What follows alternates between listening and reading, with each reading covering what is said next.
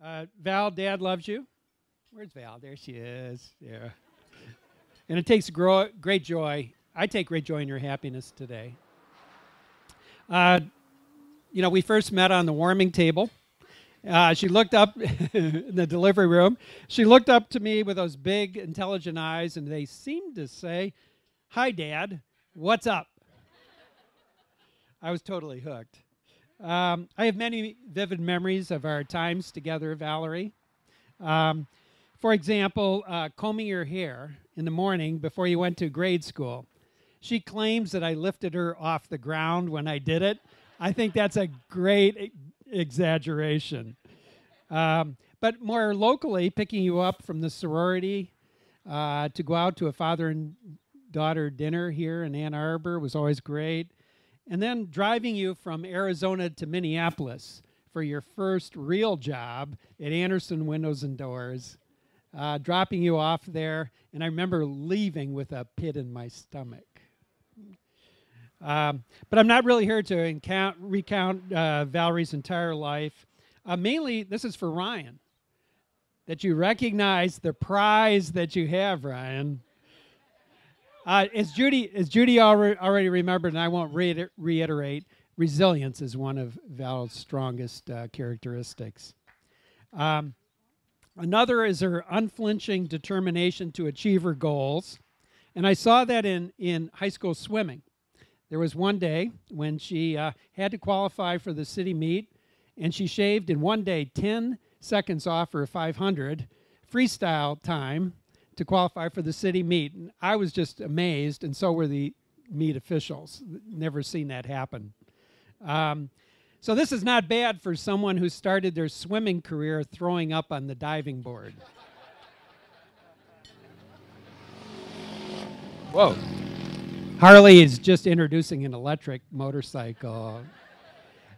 I saw that determination more recently when you earned your MBA at the University of Texas, and to Dad's and your mother's chagrin, turned down all those lucrative job offers to take the job you really wanted in San Francisco at Leapfrog. So,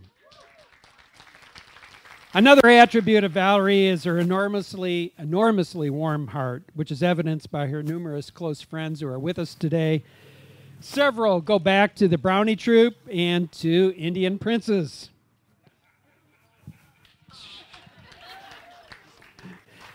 Another characteristic of Valerie is her ability to change, to adapt, to go with the flow.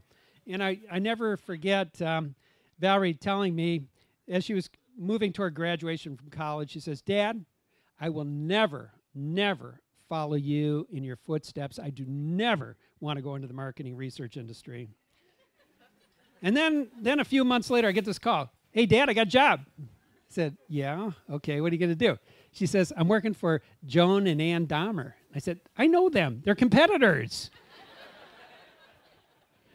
Of course, your biggest transition, as your mother alluded to, was, at Dobson High School, you went to one football game. Now she's a rabid University of Michigan football fan. That's a big transition.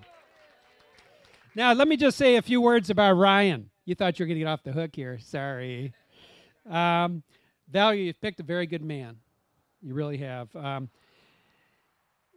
Like you, he's very social. If I walk into a room of 50 people, I walk out knowing 3 people. Ryan will walk out knowing 49. Seriously.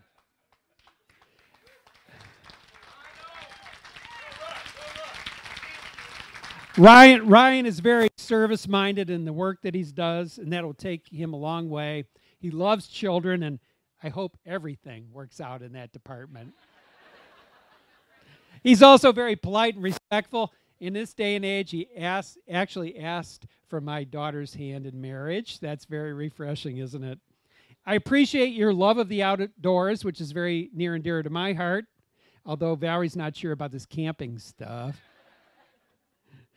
And I've never seen anybody who picked up skiing as fast as you have. Amazing. So, okay, I'm kind of, as I was trying to prepare some remarks, I found myself in eulogy mode. And part of the reason is I had to do a couple eulogies in the last few months.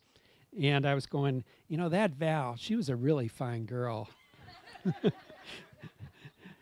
But in honestly, I think I want to acknowledge the spirit of John and Mary Crosby, who are smiling down on this event tonight, and they're here in spirit.